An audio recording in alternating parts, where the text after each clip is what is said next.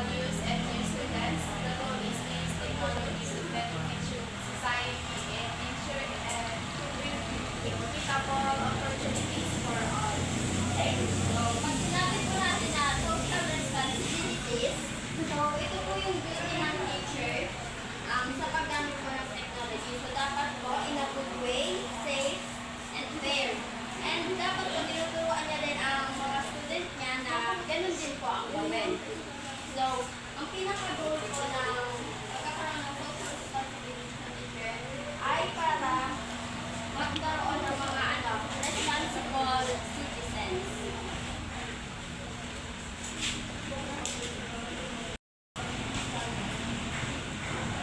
Ito, iisa-isahin po natin kung ano yung mga social responsibilities ng teacher. So, the first one is the model good digital citizenship, where teachers should exhibit responsible and respectful behavior online, setting an example for students on how to interact in digital spaces. So, dapat po ang teacher is magpahiling po siya ng mga good behavior dahil po siya sa input ni kung ano sa iyang online, sa iyang mga social media, lalo na kung nakakabastos, bawal mag-asa mga teachers. So, kaya nga teacher ka pa, ano kaya ng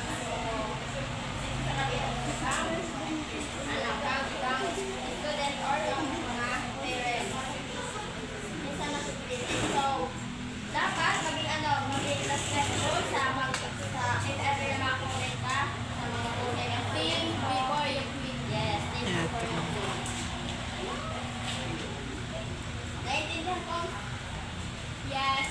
Yes, ma'am. Next is prevent cyberbullying. So, educators must be proactive in discussing, addressing, and reporting cyberbullying, fostering a positive and safe online environment for all students. So, dapat po ang mga teachers is tumutulong sila para maiwasan ang pagkakaroon ng cyberbullying, which is nangyayari siya online. So, dapat kapag ang teacher is may na-encounter siya, for example, sa mga student niya na nagkakaroon pala ng cyberbullying, dapat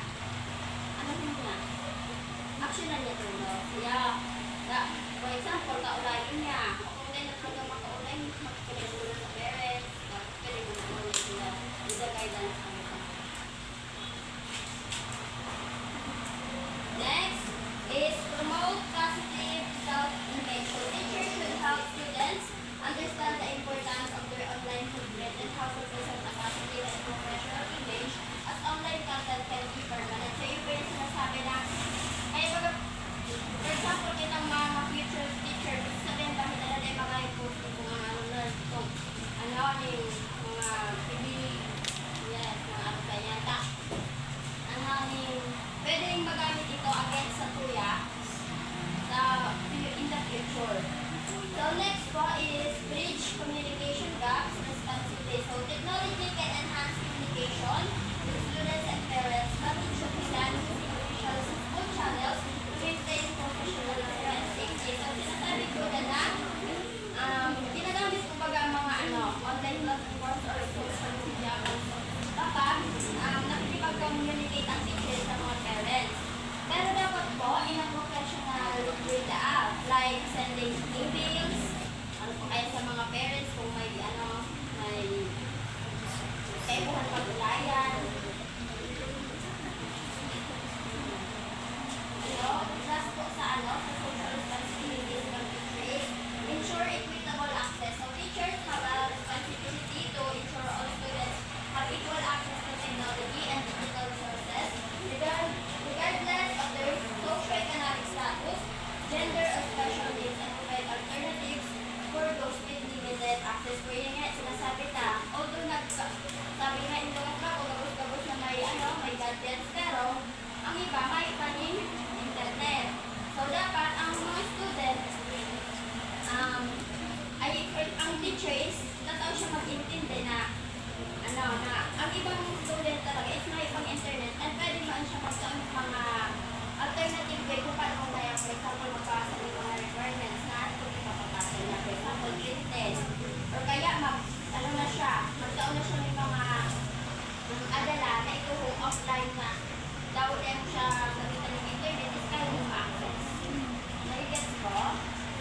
So, tapos na po ang social responsibilities. Proceed na po kita sa ethical responsibilities. So, ang ethical responsibilities po concerns moral principles that guide decision making, even when a specific action is explicitly forbidden by law or school policy. They are about doing the right thing. So, pag sinabing ethical responsibilities, binibiro kang teachers kung ano ang tama.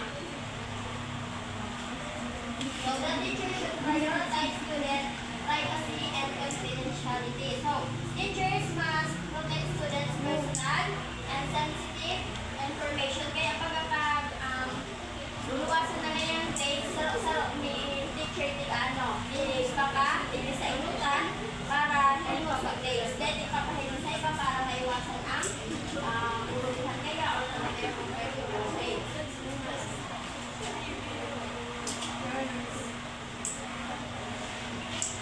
Next naman is evaluate digital resources. So, educators should teach students to question the reliability, authenticity, and potential value of all the information and model that practice themselves.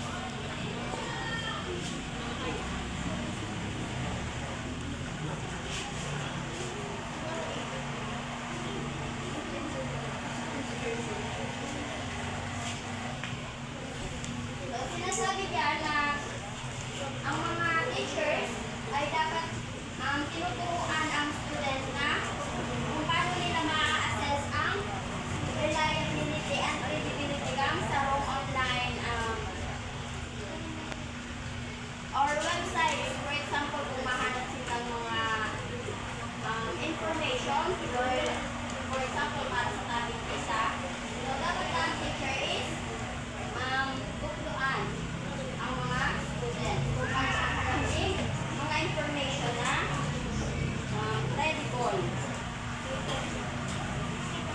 Next is maintain academic integrity. So teachers are responsible for discouraging cheating and plagiarism in the digital age by educating students on proper citation methods and the consequences of academic dishonesty. For instance, sinasabi ka na pre-back ng di papayuhan na mga research ito sa na paraphrase ang mga nakukuatang or ang mga isa-saitang RRL, for example, sa research.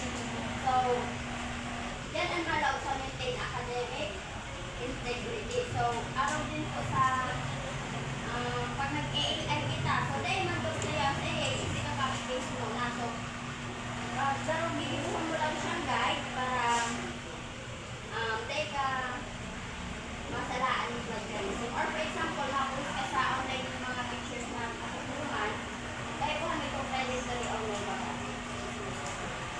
Next is